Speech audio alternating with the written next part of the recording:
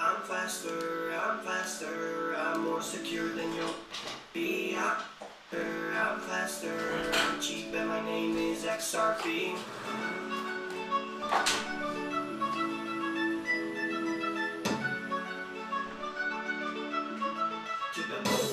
Yeah, I get everybody by surprise with my money. Everybody by surprise, XRP. Everybody by surprise, see it coming. Everybody gotta just wait and see. I get everybody by surprise with my money. Everybody by surprise, XRP. Everybody by surprise, see it coming. Everybody gotta just wait and see. Bank the unbanked, bank the unbanked, bank now. Bank the unbanked, bank the unbanked, bank the unbanked now. Bank the unbanked, bank the unbanked, bank the unbanked now. Bank the unbanked, now bank the unbanked. Yeah, everybody by surprise with my money. Everybody by surprise, XRP. Everybody by surprise, see it coming. Everybody gotta just wait and see. I get everybody by surprise with my money. Everybody by surprise, XRP. Everybody by surprise, see it coming. Everybody gotta just wait and see. I'm faster, I'm more secure than you'll ever be. I'm faster, I'm cheap, and my name is XRP. I'm faster, I'm more secure than you'll ever be. I'm faster, I'm cheap, and my name is XRP.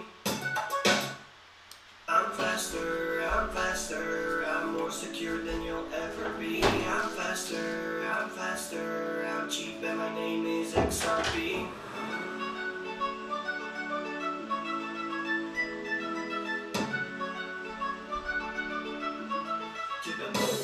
Yeah, I get everybody by surprise with my money. Everybody by surprise, XRP. Everybody by surprise, see it coming. Everybody gotta just wait and see. I get everybody by surprise with my money. Everybody by surprise, XRP. Everybody by surprise, see it coming. Everybody gotta just wait and see. Bank the unbanked, bank the unbanked, bank the unbanked now. Bank the unbanked, bank the unbanked, bank the unbanked now. Bank the unbanked, bank the unbanked, bank the unbanked now.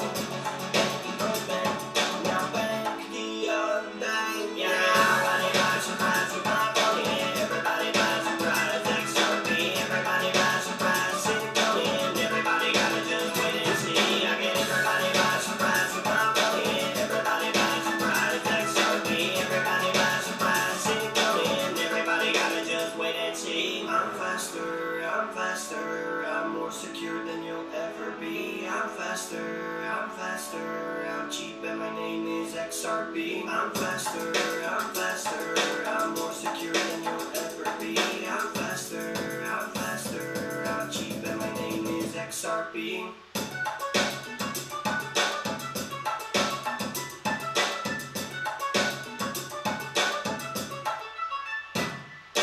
Everybody by surprise with my money. Everybody by surprise, XRP. Everybody by surprise, see it coming. Everybody gotta just wait and see. I get everybody by surprise with my money. Everybody by surprise, XRP. Everybody by surprise, see it coming. Everybody gotta just wait and see. Everybody by surprise with my money. Everybody by surprise, XRP. Everybody by surprise, see it coming. Everybody gotta just wait and see. Hello everyone, let's get started. I made it with a 3 minutes delay. I have no financial interests, I have no sponsored links, and if you're running into trouble with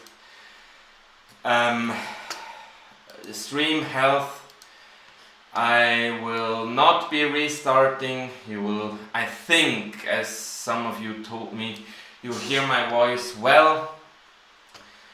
It's basically just that you don't see me moving my hands and stuff in sync.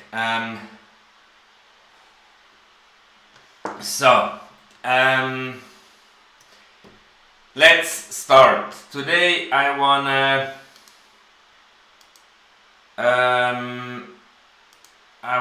talk a little bit about FlareNetwork, FXRP and Spark relationship, but I really will do it on a really high level. If you I will put links to this document you're seeing right now. I have to create the PDF of it first, and there are already links to the blog from Galgitron and to 2 documents from the FlareNetwork website itself. The whole thing is quite complicated, but the overall architecture is rather similar to what David Schwartz proposed in his stablecoin functionality. Like you have on the Flare network, you have FXRP collateralized by Spark 2.5 times or more. That will depend on, I think, votes, but I think they're targeting 2.5 times initially. That was the same figure David Schwartz proposed for the stablecoin functionality, where the stablecoins would be backed by XRP. However, in terms of price, the FXRP, which will be collateralized by Spark, will have a similar price. So let's go through the groundwork first. So we have XRPL. We all know that FlareNetwork has or will have initially the FXRP and the Spark token. There could come other F tokens as well in the future, but I'm pretty sure they will be limited to consensus coins, which have a deterministic transaction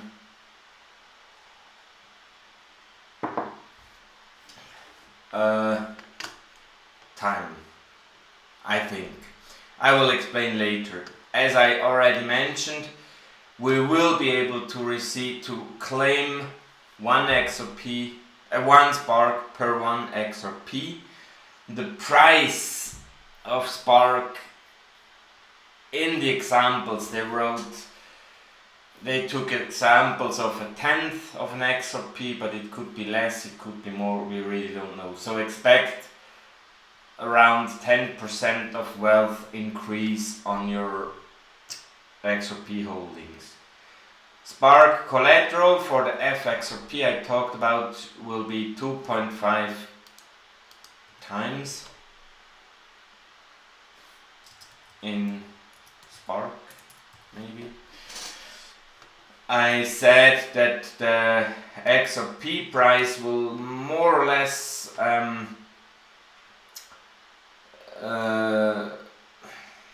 mirror the XRP price. FXRP price will mirror the XRP price. I put a link in the PDF, and that's the extract, the part where they basically explain why through arbitrage those prices will rather stay at a very similar price. And one of the reasons is because you can redeem XRP by sending in FXRP. If there would be a price difference, you could always swap between the two, and by doing that arbitrage, basically the prices should level up more or less. So, but now the interesting thing I will explain on the example from that document here, creating and redeeming XRP. I really will do it on a very high level, but I will go through the example more or less. What you can do and how XRP, FXRP and the collateral kind of interacts with each other. So Alice, in the example, she grows oats. She fears that the price of oats will be falling and she wants to hedge that risk. Bob and Charlie are agents on both networks, FlareNetwork and XRP. Their kind of accounts are connected. Alice needs 100 FXRP. She sends Bob and Charlie, and all that is determined via some complicated mechanism. I really don't want to go into that. To both Bob and Charlie to get 100 FXRP. She also needs to give both of them like 5% of creation fee. I'm kind of pretty sure that this is kind of like the profit they will be making, but maybe I'm wrong there. Then from the 100 FXRP she receives eventually, she puts 50 on put options, from which Dana is kind of selling to her. And a put option basically is to hedge a risk of falling price, because you could sell your stuff at the higher price defined, but when the price actually rises, that higher price you defined in the contract, in the put option, will still be lower than, because it will be equal to the current price. So it's used to hedge. Ask me if you have more questions. In the example, if price of oats go up, Alice has lost the 50 XRP she put into the put option, because that's getting worthless, because she actually wants to sell her oats at the higher price. If, however, the oats go down, Dana will cover the difference, meaning Dana will have to buy the oats to the price defined in the put option. So in the example, price goes up, the put options are worthless. Dana now has the 50 FXRP she received from Alice, and she wants to redeem them into XRP, meaning Bob and Charlie have to pay her 50 XRP, or each one of them, Bob and Charlie, 25 XRP. If one of them fails, like Bob fails to send XRP to Dana, she receives, very simplified, his collateral, his Spark collateral he put behind the FXRP, and he will lose some like that collateral, and he will also lose some penalty. And in italics I have basically cut or copied and pasted a part of the document. I actually could put the link here. So if you're interested in how all those like mechanics for losing and profiting works, please read up on the document itself.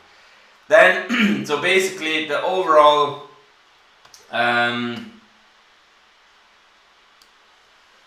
sentence to remember is, therefore Bob is highly financially incentivized to honor redemptions. And that's a very crucial thing for us XRP holders. Why? Because if anyone on the Flare network wants to redeem XRP for FXRP, the agents will need to have an appropriate amount of XRP on the XRP ledger, which basically means they will not be able to spend the XRP you have sent them to get FXRP. Why? Because when the price of XRP rises, they will have to buy enough XRP at the higher price in order to be able to redeem the XRP to you. And that's the reason why basically the XRP liquid supply will drop, which will, on the other hand, hopefully in over time have quite an effect on the price of XRP. And then there is a section about collateralization. David Schwartz has also talked about that in his proposal about the stablecoin functionality, that there is high financial incentives making sure that the agents are always properly collateralized. Right, so that's basically it from the Flare network, what I wanted to explain. The important piece for me is really that part that the agents are highly financially incentivized to be able to redeem XRP for FXRP properly. Otherwise they will lose Spark and XRP, and that's basically not what they want to. And that's for me as XRP holder the most important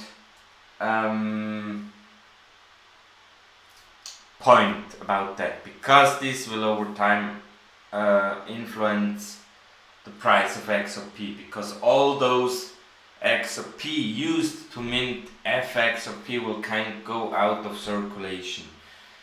And I mean, does someone know the market cap of Ethereum?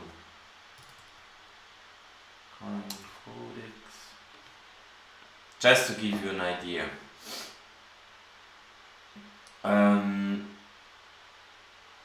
What the hell is that? Ethereum has 43 billion market cap right now. So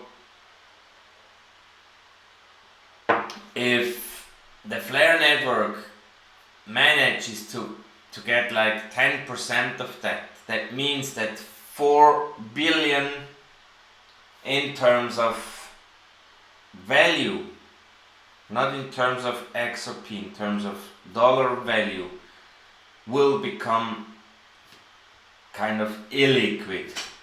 And if we now do the math, currently, Michael, let's do it with 40 billion.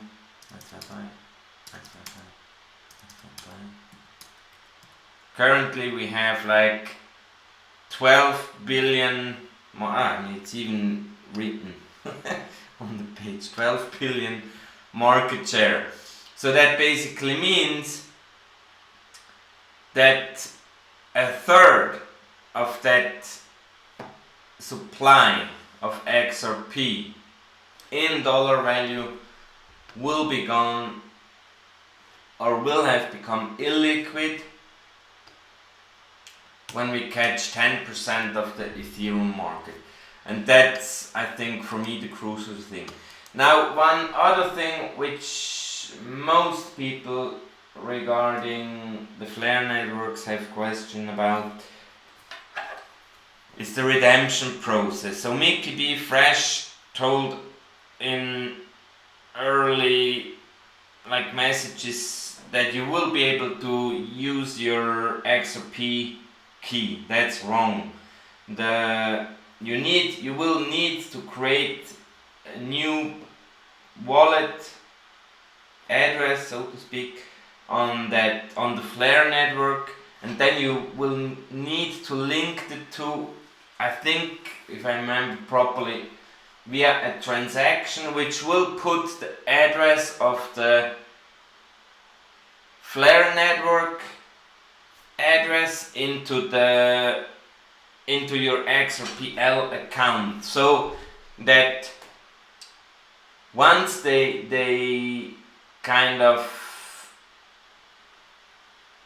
once you can claim, they can see how much you can claim, and only those who will have made that setup will be able to do so.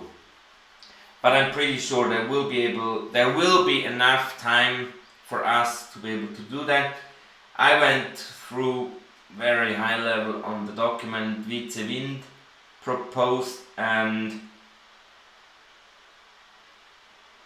I think it's rather complicated because it requires quite some fiddling around with addresses, and I think you need to create an Ethereum address, and I don't even know if that FlareNetwork uses the same address mechanism, so I'm not yet 100% convinced that Witzewind's documentation on how to redeem is eventually the proper way. But on a high level it is. So you have the two networks, you have an address on Flare, and that address you need to put on the account on the XRPL if you have a private wallet on XRPL. If you're on a supporting exchange, they will simply issue the appropriate sparks to you. With that said, you should also realize that it's actually not really a fork at all. They really just look at how many XRP you have and they issue an appropriate amount of spark. There is no fork whatsoever. Fork for me means really technically a divide, but that's why they call it utility fork, and I think the term is rather confusing because it implies that there is a technical copy of XRPL, but it isn't. It's totally different technology. Another nice thing, I covered the redemption, the claim of the Spark tokens, and I'm pretty sure they will issue more information about how exactly this should and can be done. I mean, they will want that to be super easy for everyone. Now I lost my train of thought. One interesting thing is FlareNetwork contains kind of oracles, but oracles more like I understand the Codius network than like what any other oracle system I have seen so far. And according to the document Galgitron wrote about FlareNetworks, I think it's superior, which actually also was my initial thought. So that's it from my side. Now I'm there for you, for your questions.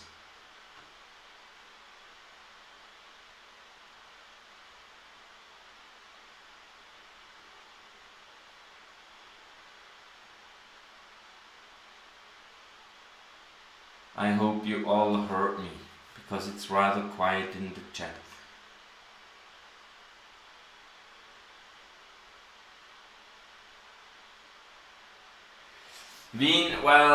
Wien mentions that there will be a run on XRP to claim Spark tokens. Well, as we do not know the current price, and it's basic, what I assume it'll be like 10% of XRP.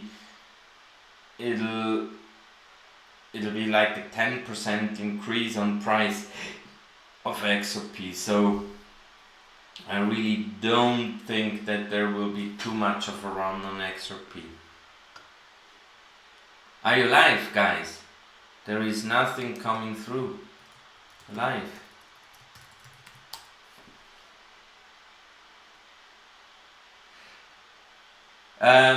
Well, the Cool Wallet, the nice thing about the Cool Wallet is you can carry it with you everywhere. It has a button, and this here. It has a little display, and that's it.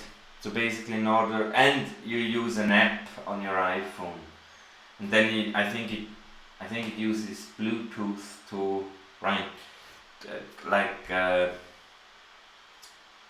encrypted Bluetooth to communicate between the two.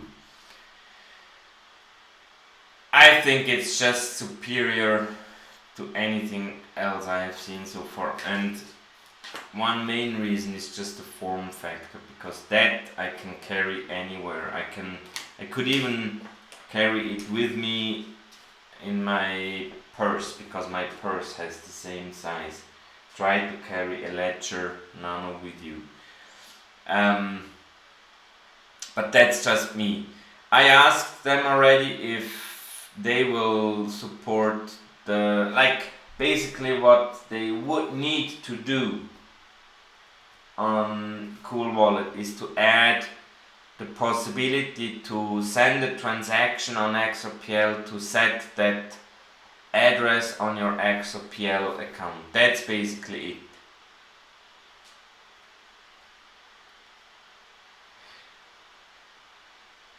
Yes, Ryan McBride, that's what they told. 6 months to claim, and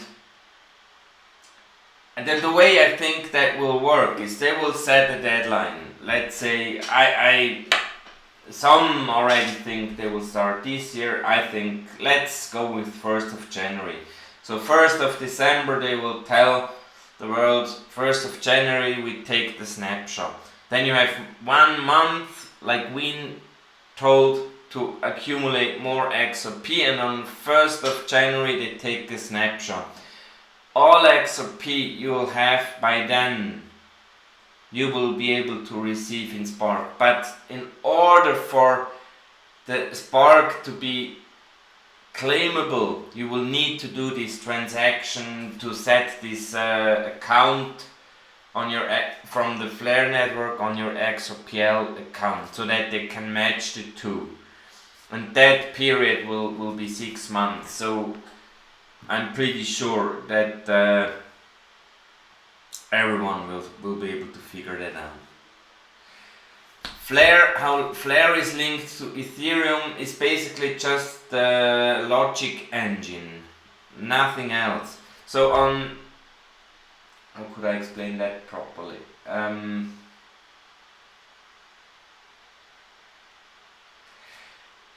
Actually, I have seen. I need to.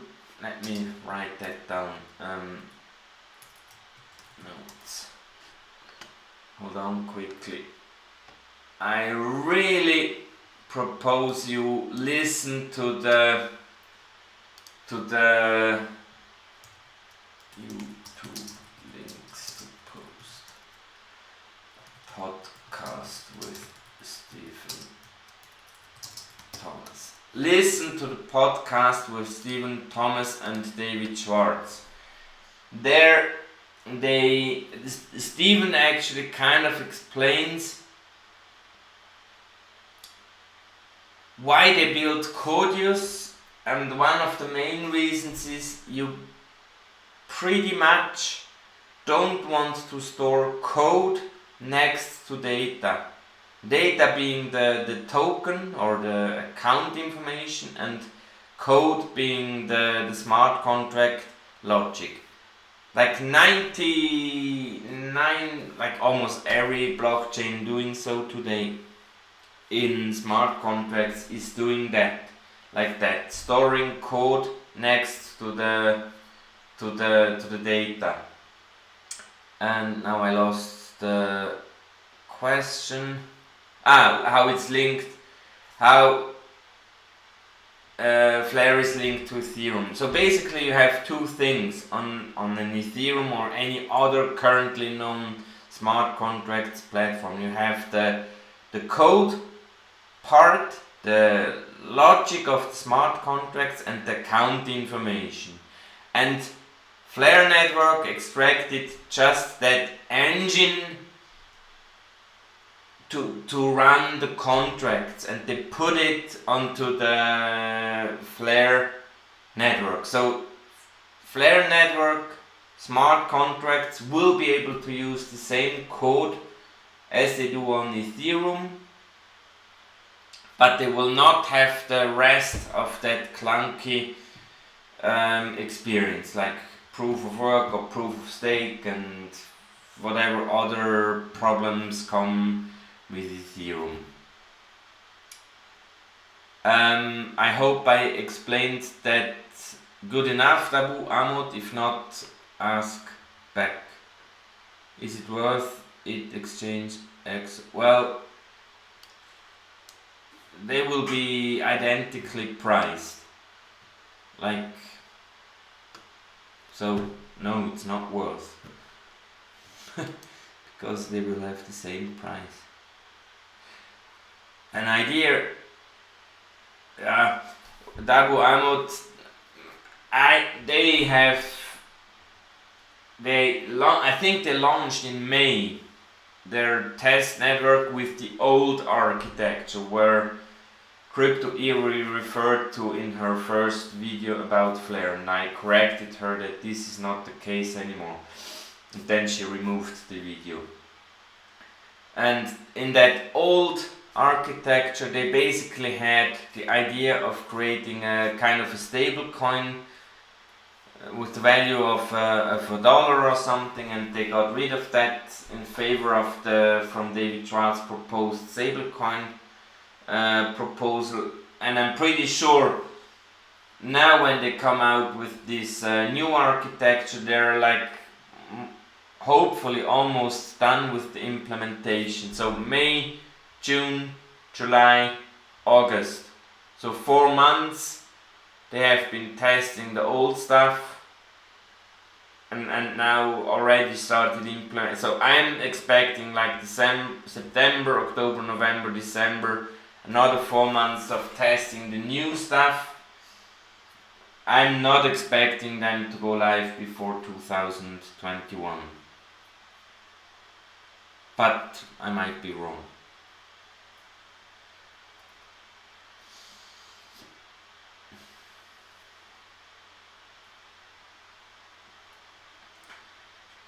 As I said, Mr. DCY, one Spark in the docu, in the examples, they talk about a price of 1/10 of an XRP. But in the examples, it's actually for explaining how the increasing of collateral if the Spark price drops works. They have examples also for like 1 XRP equals 15 Spark and not 10 Spark. So in the examples the price even drops. I have no clue.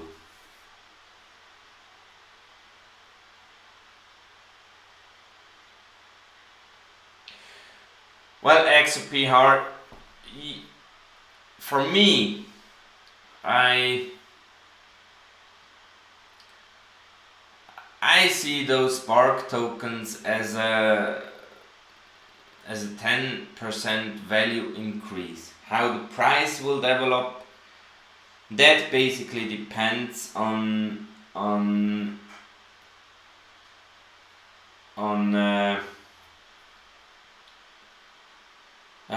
various things, on adoption rate and stuff. I mean, the more Spark holders hodl, the higher the price of Spark will go, because there will be people needing to collateralize their FXRP, so they will be able, or they will want to buy Spark at a higher price.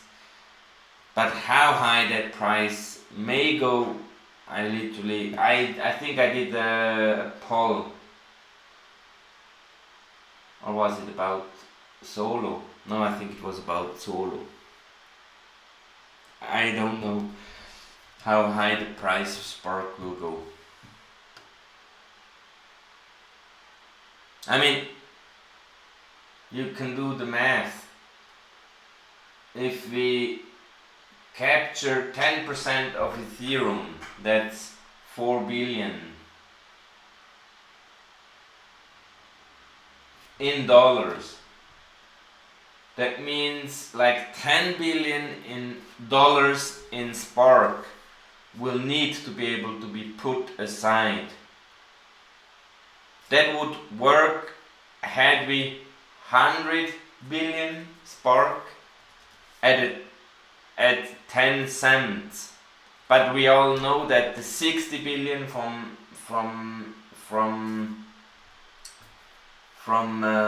Ripple are not issued as Spark, basically meaning that we will have maximum around 40 billion Sparks, which already increases that value proposition to like, I don't know, 25 cents.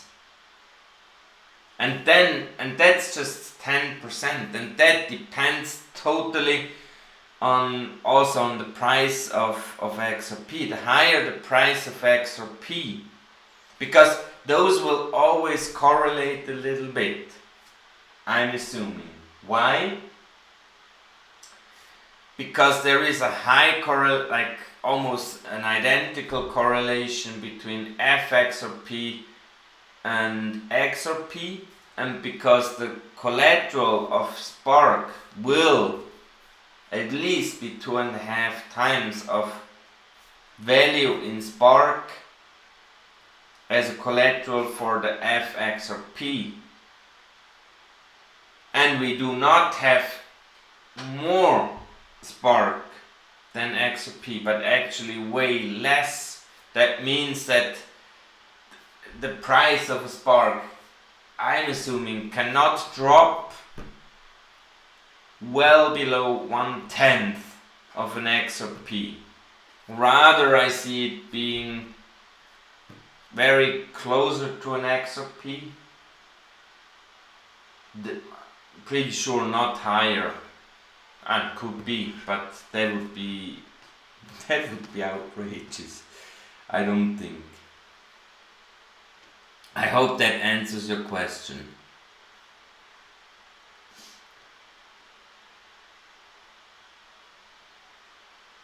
I don't know AAVI.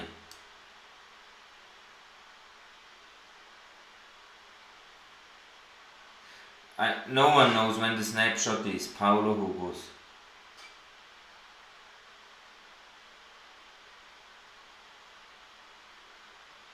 As I said, I mean, they will. I mean, I will put the links to their website on the video. Actually, there are 2 links already there to that document I've shown before, and to the even higher level blog explaining roughly what I have explained before. And there is links in there to the Spark and the FX, or actually the FlareNetwork, because the FlareNetwork as such could issue other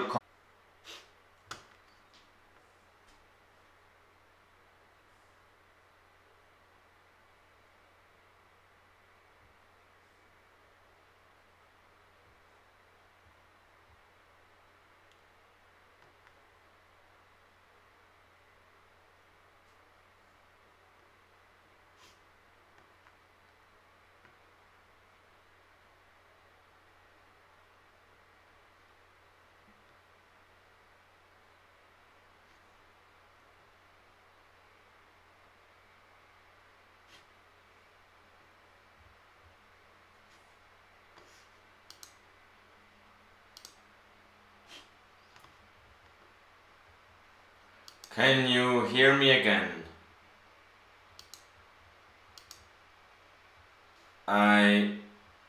Actually, my computer crashed. That's something I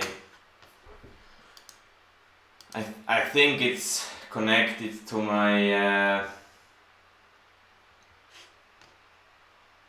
my streaming software. Can you hear and see me? I can hear. Please thumbs up. See me. I need to show myself. Yes, okay. I'm sorry. I really my computer shut off. Never had that happening since I have it, and I think I bought it in 2000, like 7 years. That has never happened. Anyway, I was talking about, what was I talking about?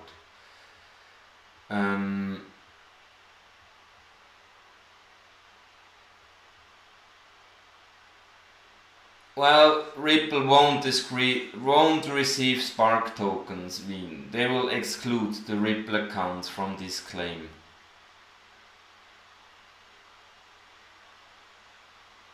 Well, Jack S. Codius is kind of a dead horse right now. Don't believe what Mickey B. Fresh is telling everyone. I checked on a thread about questions coming in, but I mean, that doesn't really look like something where we could expect. I'm pretty sure Codius will be reactivated maybe once the main focus of RippleNet is kind of being achieved. But up until then I really don't expect anything.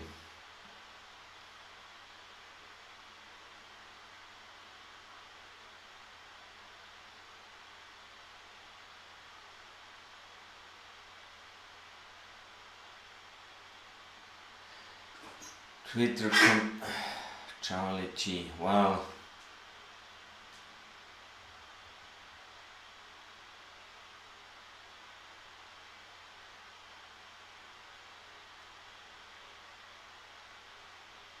Well, basically they should have all crypto on their platform. If not, they're a fraud. And if that's the case, then you should remove your crypto anyway from any of these exchanges.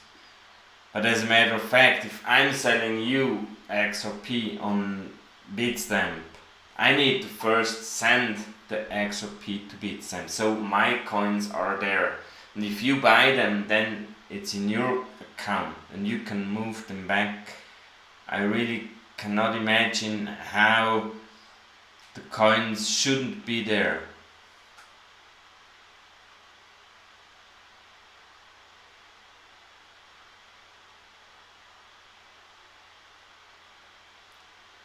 Nobody really will it be risk-free if you use an anno ledger. Well, I'm pretty sure they will make it risk-free for anyone.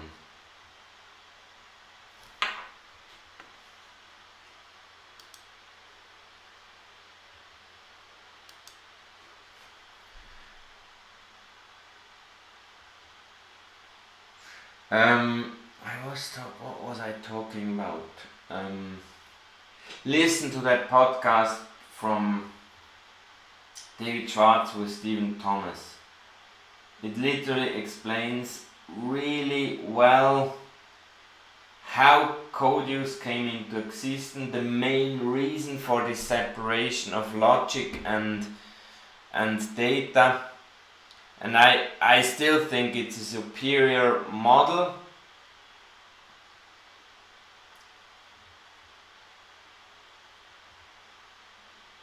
And I mean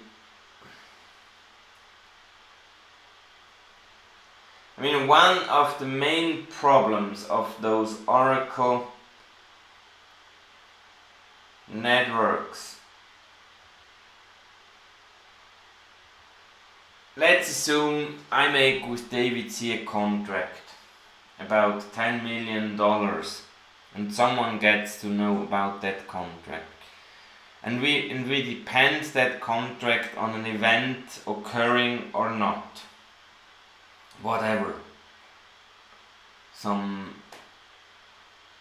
baseball team or some American football team getting champion or something. Doesn't really matter. Now, those oracles could basically deliver a fake, a wrong information and pay me out. If I am giving enough incentives to those oracles, let's say I pay each of them $10,000, like 10 or 20 of them, I still would make quite a lot of money from that contract I made with DVC. So somehow it needs to be prevented that those oracles report a proper information, and I haven't really seen an architecture yet which can make absolutely bulletproof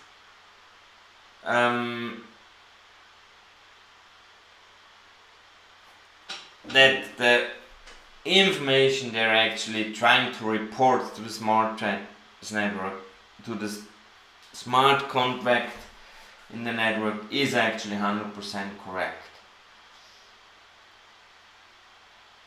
That's rather a similar problem as the double spend problem in when you're not dealing with when you're dealing with DLT. And even though some of those networks, like I don't know, Link or others, are trying to solve that, I still have my doubts that those networks are 100% tamper-proof. And as long as that's the case, those smart contract platforms, I believe, are doomed to fail, or they will become kind of like private DLT networks, like R3 is doing. Because in such a system, where it's like a private network for trade finance or tracking of shipments in the delivery, in the supply chain, then it's a different thing. Then you could basically kind of hold responsible the developer of the smart contract if the smart contract fails. I mean, if David C and me in that smart contract if we're both program illiterates, how can we know that the programmer setting up the smart contract did the right thing? Maybe the programmer put his wallet address in a certain unexpected result of the smart contracts. We would have no clue. We need to trust them, and as long as there is a requirement to trust anyway a person, I would want to be able to hold someone responsible. I wouldn't put like a 10 million contract onto such a smart contract platform where I cannot hold anyone accountable for.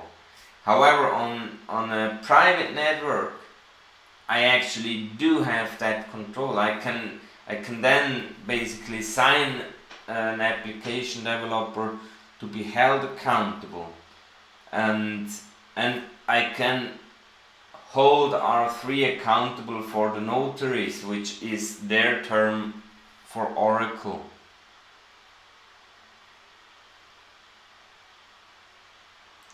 Yes, I did tweet recently about some ODL transactions in a million. Actually, it happened today as well. Like, I haven't seen for quite some time. End of 2018, we have seen a lot of movement going on. I remember, I think that was end of 2018. I think we saw once, within, I don't know, 15 minutes, 100 million of XRP, I think in chunks of 10 or 20 millions being sent all to the same address. Maybe it was even more than 100 million. I don't remember. And then, like, I have for literally weeks, months, I haven't seen like maybe one or two of these XRP on monitor tweets for those million XRP transactions, but lately I see them more often. Any other question? Otherwise we turn slowly to the end, and I really to recap the whole Flare and Spark thing.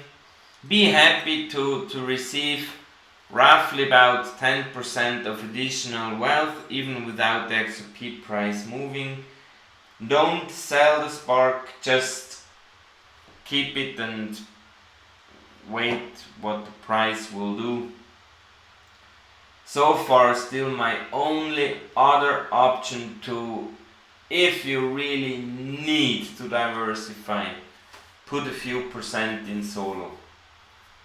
I participated in the solo XRP kind of conversion. One solo went live and I put some XRP into there, and since then the solo has made about 300%, almost 300% of profit, but I just put in a few percent. But nevertheless, it's nice to see. But that's really my only other coin I can safely recommend. And don't tell me please about other coins performing well. Yes, they may perform well, but they may also drop as hard as they performed well before, because I mean, you might be lucky, but you also might be an idiot. Like those who started investing in Link at $15, they're already in a loss. I'm happy for those who invested at $1 or so. So, one last time question to you guys. Do you still have questions? Otherwise, I will close for today. And you can always leave me comments on Twitter at ipinky77. I'm pretty sure all of you know that. You can also leave me comments on my videos. I will put the link to the document I have created to the video in the description. Always check the description of my videos. I'm still very positive the price will increase this year. Solo, you can buy on Coinfield Exchange. Zero doubt.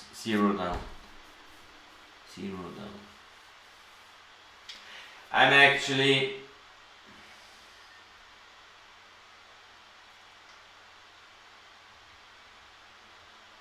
David Schwartz mentioned in one of these interviews recently, where he kind of debunked all those hopium theories with pre-allocation and gold backing and all that crap. He said that there are some projects in stealth mode. I'm pretty sure Flare was one of them. Polysign will be another one. How Polysign will affect the crypto prices in general, I don't know. There will be some boost overall when banks will be able to offer crypto accounts to their customers by using the Polysign solution, because that's, I think, is what Polysign is doing, kind of offering a turnkey solution for banks such that they can offer within their accounts crypto to their customers. And maybe there is other stuff, like what the most fascinating for me from a technical, or I don't know, maybe technical perspective about the Flare network is the very similarity of the proposed stablecoin functionality by David Schwartz on XRPL. It's like almost identical with the additional take. Now I will get something to drink. We have guests here right now. Two of these little foxes. They're the dogs of my wife's daughter. They bark a lot. take him. Okay. Thank you. She's really nice.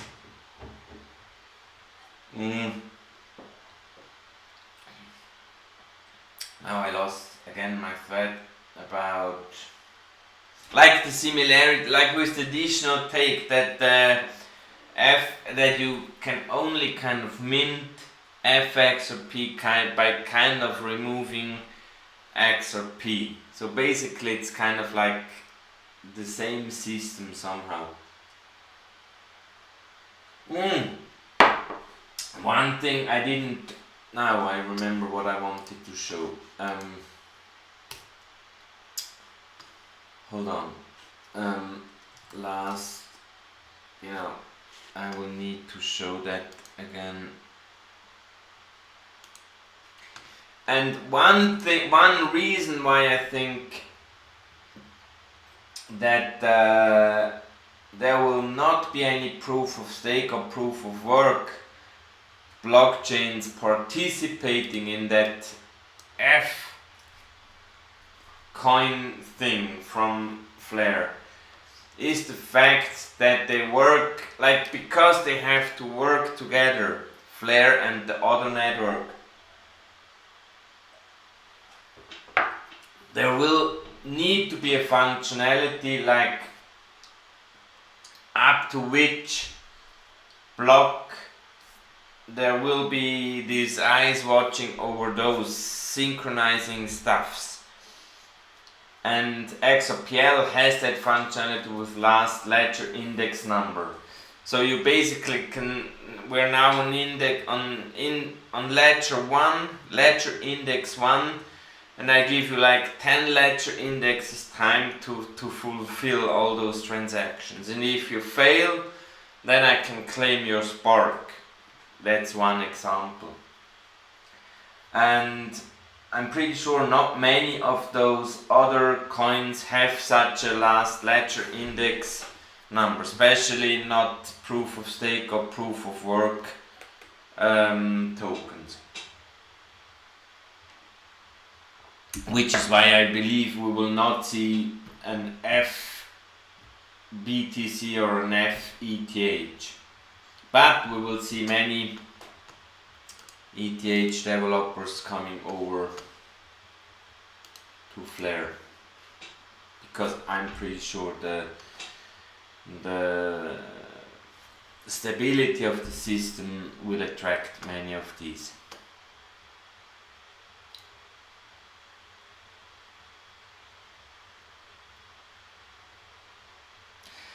Well, I haven't heard about the court case. It should have been decided today, 26, but Leonidas said that something has changed again, that there won't be a court decision in court, kind of.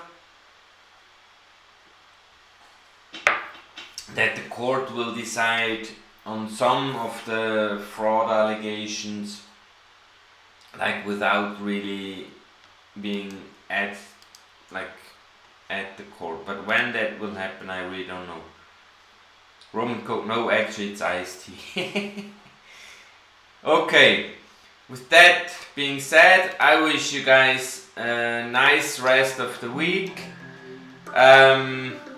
Take care, enjoy the future 10% additional wealth you will get through Spark. Take care, bye bye.